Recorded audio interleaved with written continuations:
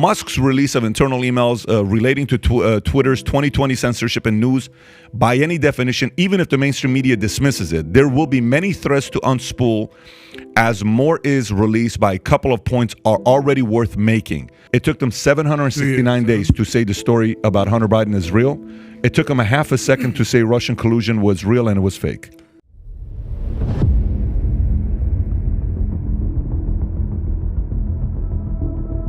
Twitter in its conception was a brilliant tool for enabling mass communication, making a true, real global conversation possible for the first time. In an early conception, Twitter more than lived up to its mission statement, giving people the power to create and share ideas and information instantly without barriers.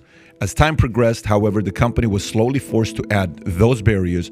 Some of the first tools for controlling speech were designed to combat the likes of spam and financial fraudsters. Slowly over time, Twitter staff and executives began to find more and more users for these tools. Outsiders began petitioning the company to manipulate speech as well. Celebrities and unknowns alike could be removed and reviewed at the behest of a political party. A fundamental problem with tech companies and content moderation: many people in charge of free speech care little about speech and have to be told the basics of outsiders. This is an organization that doesn't know what free speech is, and basically they had become politicized. That's an objective statement just by reading this. And Kana was correct. He said, listen, free speech is the ability to peacefully assemble and present your point of view. And I think what has happened here is companies have become politicized, and it becomes a communication arm. And I find this to be really illuminating, especially when they get down, they start talking about free speech, and then they start talking about external defensibility. That tells you that adults in the room knew that they had trouble with what they were doing. There is something to be said about walking around your own organization. Pat, you've led and been an investor in several organizations at the same time.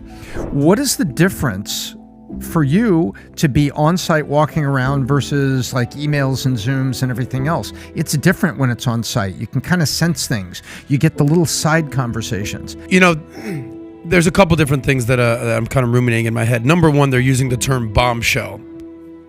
I don't think it's a bombshell. Meaning, was anybody shocked that the people at Twitter were limiting free speech? I don't think anybody's completely shocked by that. I think that's the reason that Elon, and we all understand why, Elon said, all right, I got to kind of step in and be a freedom of speech advocate. And that's the reason he bought Twitter. Let's not forget that Elon Musk voted for who in 2020? You said bombshell. It's merely an accusation subject for debate. Mm-hmm. That's spinning around The View and everything else that are not really news organizations.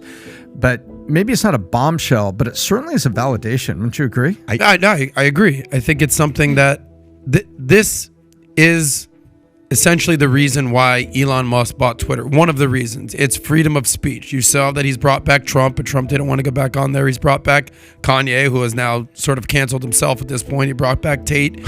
He's bringing people back that should have never left Twitter. What I'm trying to distinguish is freedom of speech, information, circulation. I think we can all agree upon that. Versus a totally separate topic, election fraud, election deniers.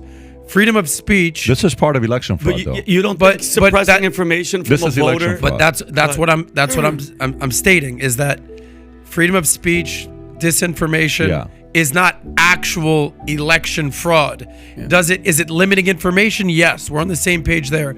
But the two are separate. That's what I think. I think you have a belief under there and you just don't want to say it. You started to talk about James Comey in the emails, and we can also go back at Bush versus Gore. Bush had a drunk driving conviction that came out less than 2 weeks ahead. Polls moved. You didn't just turn 18 yesterday and just start voting. You've been around several elections, and you see how these things move voters. They do. Go on CNN's YouTube channel and then go on MSNBC's YouTube channel. This reporter shows how China's zero COVID policy, no problem. Trump, Russia, another story. Pence about Trump. Keep going. Another story. Where's Twitter? Not Trump, one. Keep going. Keep going. Keep going. Still no Twitter story. Keep going. Keep going. Keep going. No Twitter story. The only reason you don't talk about it is because you know it has that kind of influence.